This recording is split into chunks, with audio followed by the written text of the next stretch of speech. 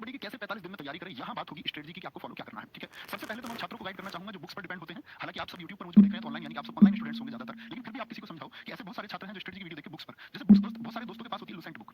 Lucent book बहुत सारे कहते हैं हम इस बुक से पढ़ लें। आप हमारी येलो बुक है एक, और अन्य मार्केट में डीके राठी बुक और अन्य बहुत सारी बुक है, ठीक है। मनोहर बुक है आपका। तो अब बात आती है कि भैया देखो मैं एक बात कहूंगा आपसे, लुसेंट की बुक जो लोग पढ़ चुके हैं अब तक, अगर आप पढ़ चुके हो, ठीक है, तो आपको मैं कहूंगा कि जीएस के लिए कुछ और करने की आवश्यकता नहीं, आप उसको रिवीजन कर लीजिए। लेकिन लुसेंट की बुक आपने नहीं पढ़ी है और वापस से आप सोच रहे हैं कि मैं उसको शुरुआत कर दूं, तो मैं कहूंगा कि आप उसकी शुरुआत ना करना। शुरुआत के लिए बहुत आसान और छोटी किताब रहेगी आपका येलो बुक, ये आप पढ़ सकते हैं। तो पहली चीज तो रही बुक की जीएस के लिए मैं बुक पढ़ लेता हूं। और ऐसा नहीं दोस्त, आप जो कोई किताब फॉलो करते हो जिसको आपने पढ़ रखा, आप उसी किताब को कंसीडर करें, नई पुस्तक की तरफ ना जाएं। नई पुस्तक की तरफ जाना चाहते हैं तो मैं कहूंगा बेहद आसान से शब्दों में आप येलो बुक पढ़ लीजिए।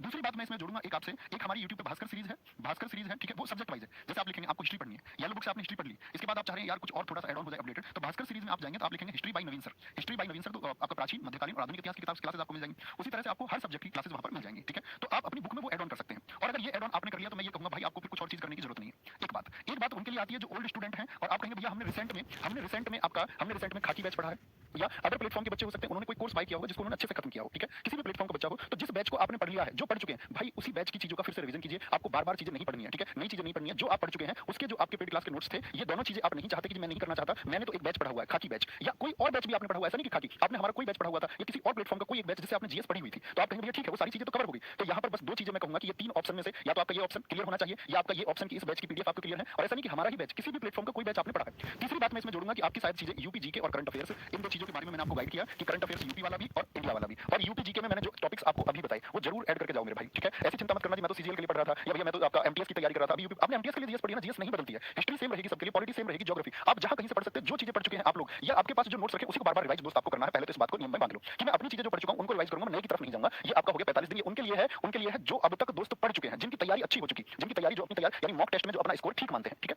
एक तो ये बात हुई आपका, और ये आपको फॉलो करनी होगी। दूसरा पॉइंट मैं आपसे कहूंगा दोस्त, सबसे बड़ी बात आती है पढ़ाई के घंटे की कि भैया पढ़ाई किस तरह से करें। पढ़ाई के घंटों की अगर बात करें तो मेरे भाई आपका कभी भी कोई एग्जाम हो, ऐसा नहीं यूपी पुलिस, कभी भी कोई भी एग्जाम आपका है, आपको देखना होगा कि आपके टोटल 150 क्वेश्चन पूछे जाने हैं और इन 150 क्वेश्चन में से आपका रेशियो रहेगा 55 का रीजनिंग, 20 के लगभग 18-20 भी हो सकते हैं मैथ्स रहेगा आपका, और 37 क्वेश्चन आपके हिंदी के रहेंगे और 38 क्वेश्चन दोस्त आपके जीएस के रहेंगे। तो आपको ये देख लेना है भाई कि आपका टोटल स्कोर में से किसका कितना रेशियो है। क्योंकि रीजनिंग का ज्यादा रेशियो है तो भाई रीजनिंग को ज्यादा समय देना होगा। अब आप पढ़ते हैं, मान के चलो आप एक सिलेक्शन लेने वाले छात्र हैं और आप 8 घंटे या 10 घंटे पढ़ाई करते हैं, तो उस 10 घंटे में आपको देखना होगा भाई अगर एक तिहाई रीजनिंग आ रही है तो आपको एक तिहाई समय अपने अभ्यास के लिए देना होगा। आप कहेंगे भैया मेरी रीजनिंग तो काफी अच्छी है, मुझको एक तिहाई समय देने की जरूरत ही नहीं है, तो भाई वही समय बचा करके फिर उस विषय को देना है जो आपका कमजोर है। क्या बोलेंगे 38 जीएस, तो आप कहेंगे भैया लगभग एक चौथाई है, तो भाई आपको अपनी तैयारी का एक चौथाई जीएस को देना होगा। आप कहेंगे भैया मैं 10 घंटे पढ़ता हूं तो क्या मैं हिंदी को 2.5 घंटे पढ़ूं, हिंदी को मेरी तो हिंदी भी तैयार है, तो मेरे भाई तैयार करने का फायदा मिला ना आपको। तो जो समय आपका यहां बचा सकते हैं आप हिंदी का प्रैक्टिस सेट को लगा लीजिए, आप कोई रिवीजन कर लीजिए अपनी चीजों का, और उसके बाद में आप कहेंगे कि भैया जो बाकी बचा हुआ समय मैं जीएस को दे दूंगा। तो तैयारी में समय ऐसे बचाया जाता है। अगर आप एक फ्रेश स्टूडेंट है तो उसको टाइम में बांट के हर सब्जेक्ट को उसी रेशियो में टाइम दीजिए। हमारी गलती क्या होती है दोस्त, हम अक्सर कई बच्चा ऐसा होता है कि 4-5 घंटे तक मैथ ही कर रहा है, अब मैथ तो स्ट्रांग हो गया, बाकी सब्जेक्ट कमजोर हो गए। तो इस वजह से आप कभी भी इस प्रोसेस को ना फॉलो करें, तो आपको अपनी तैयारी के जो समय में घंटे जो है वो बराबर देने हैं, ठीक है। अब दूसरा क्वेश्चन बच्चों को आता है कि जीएस में कितना स्कोर काफी होगा, तो दोस्त स्कोर का मैं कहूं जब तक एग्जाम में ना बैठ जाओ